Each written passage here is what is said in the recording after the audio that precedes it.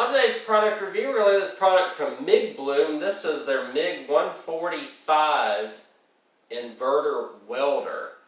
It can do MIG and flux core welding. It comes with a 1mm flux core wire spool as well, which is what we're going to try out in this video.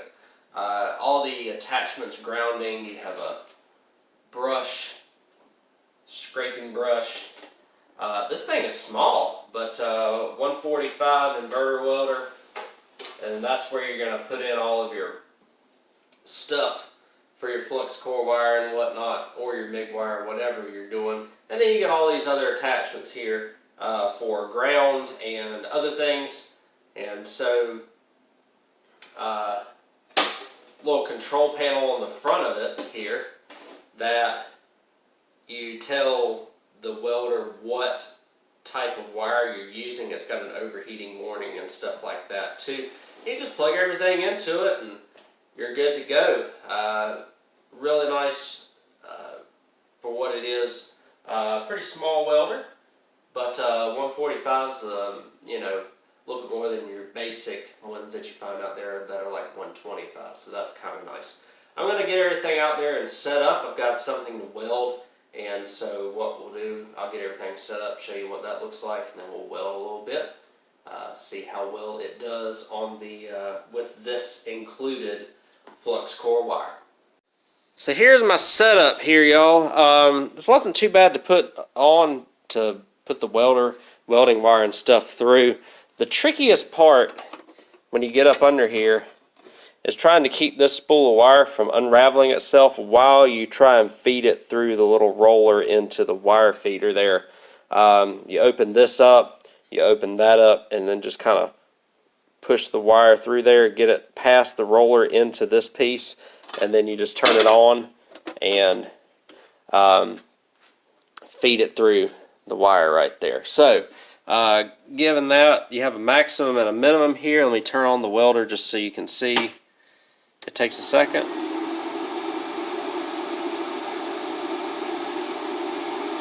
Alright, so it defaults to flux, or to MIG. We're using flux 1.0 there, so that's good.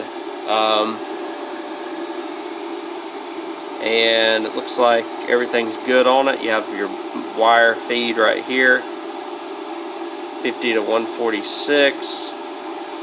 I may back it off just a little bit for what I'm doing here. For what I'm doing here, I have this bracket right here that needs welding right there. So I'm just going to take care of that.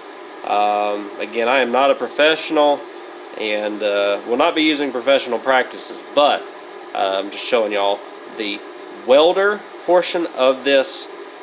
See how well it works with what is provided with the flux core. And I'm kind of a dummy. This is the amount of amperage that it'll give.